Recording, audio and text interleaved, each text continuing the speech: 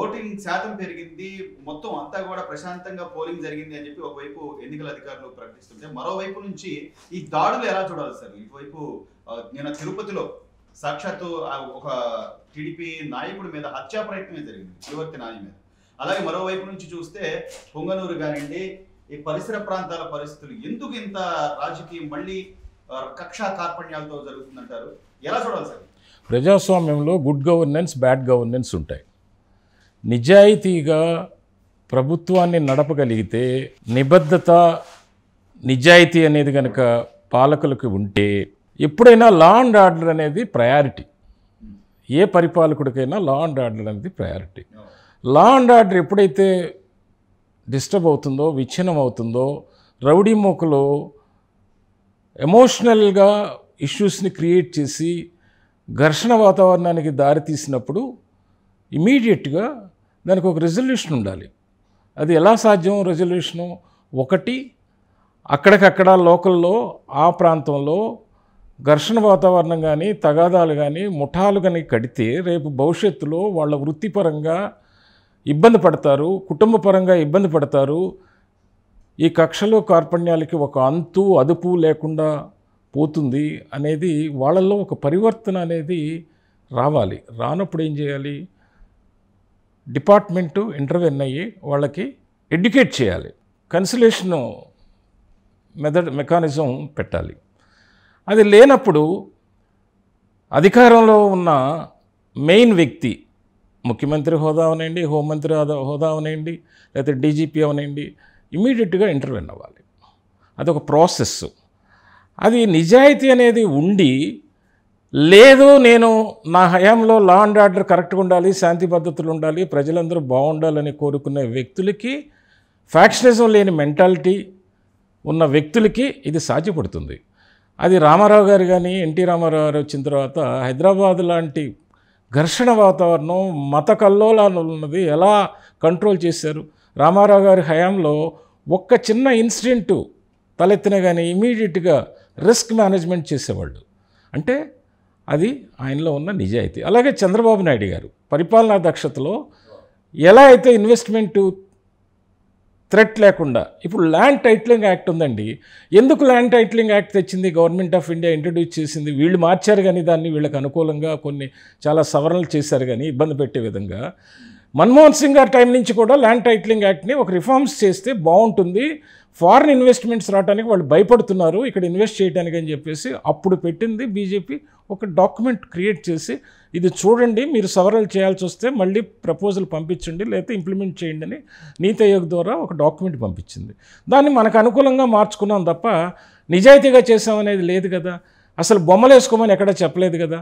Land title act మీద, title deeds మీద ఎప్పటి నుంచో పిత్రార్జితం, పూర్వార్జితం, స్వార్జితం వచ్చిన టైటిల్ డీడ్స్ మీద మన బొమ్మలు వేసుకోమని చెప్పలేదు కదా. మనం తాత్కాలికమైన సేవకులం. 5 సంవత్సరాలు ఉంటాం, 10 సంవత్సరాలు ఉంటాం, ప్రజలు మనను పొందితే, లేకపోతే 15 ఏళ్ళు ఉంటాం. జీవితాంతం మనం పరిపాలించలేం కదా.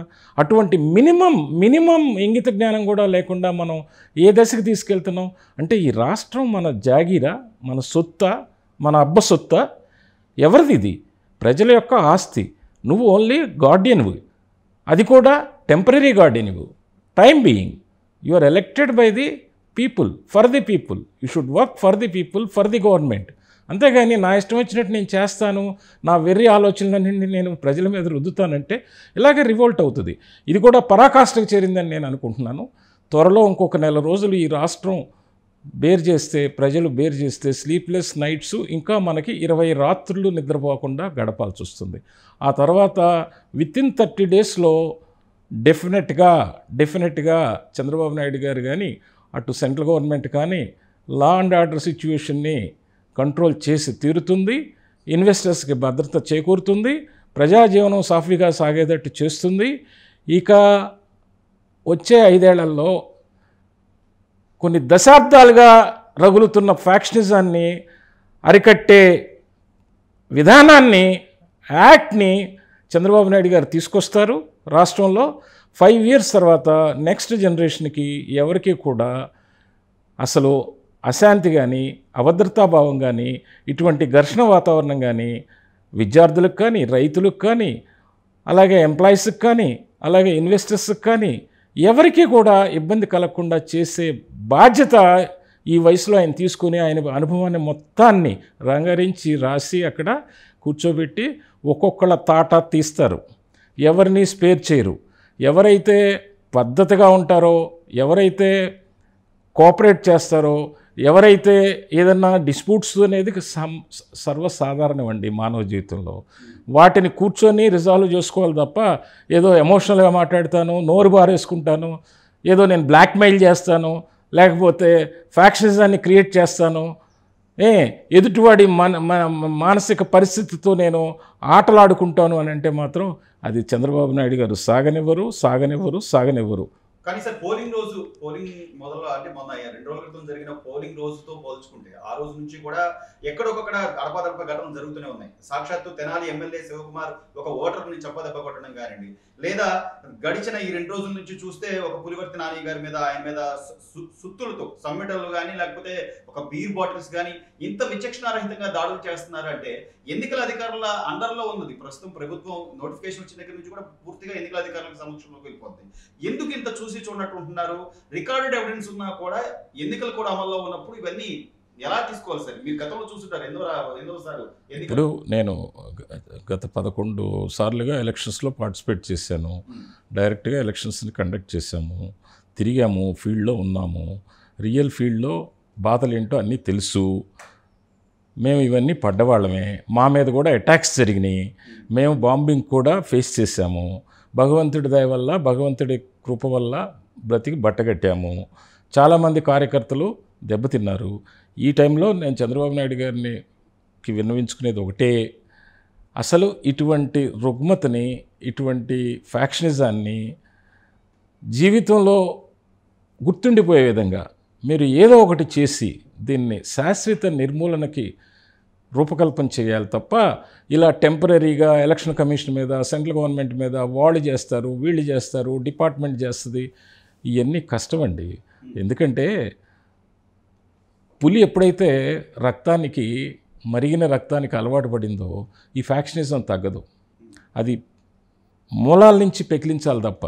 అలాగే ధనదాహానికి ఇంకొక వ్యక్తిని ఎక్స్ప్లాయిట్ చేయటం అనేది మనిషి అలవాటు పడ్డాడో అది తగ్గదు. ఆ రుగ్మతగానే ఉంటుంది. ఇటువంటి వెర్రి వేషాలు వేసే వెధవలందరినీ ఏరి పారేయాలి. ఒకటే పిలిపివ్వాలి. ఆయన పవర్లోకి వచ్చిన తర్వాత రౌడీయిజం అనేది ఇక్కడ కనపడితే ఊరుకోను.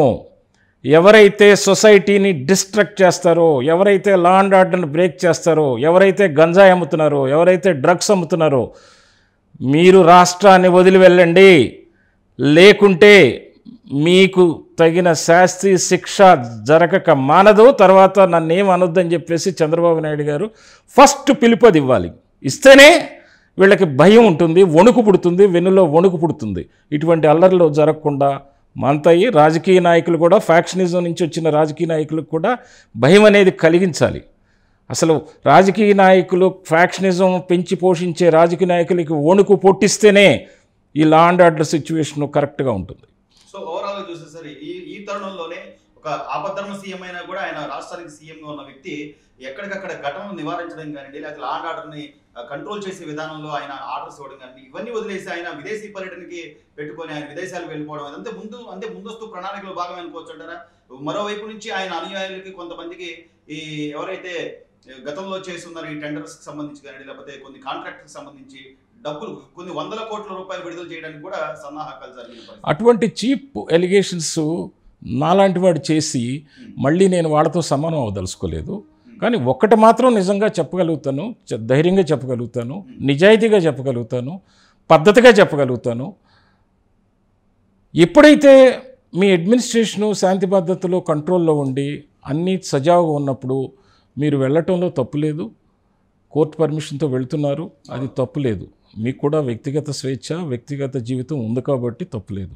కానీ ఎప్పుడైతే అల్లర్లు మీరు ఇక్కడ ఉన్నప్పుడే రేకెత్తబడుతున్నాయో, ఇప్పుడు రేకెత్తిస్తున్నాయో, మీరు మీ ప్రయాణాన్ని వాయిదా వేసుకొని సిచ్యువేషన్ నార్మల్సీ వచ్చిందాకా వెయిట్ చేసి తర్వాత మీరు విహారయాత్రలకు వెళ్తే బాగుంటుందని నేను ఈ రాష్ట్ర ముఖ్యమంత్రి గారికి సూచన సలహా ఇవ్వదలుచుకున్నాను, ఒక అనుభవజ్ఞుడిగా, ఒక సీనియర్గా.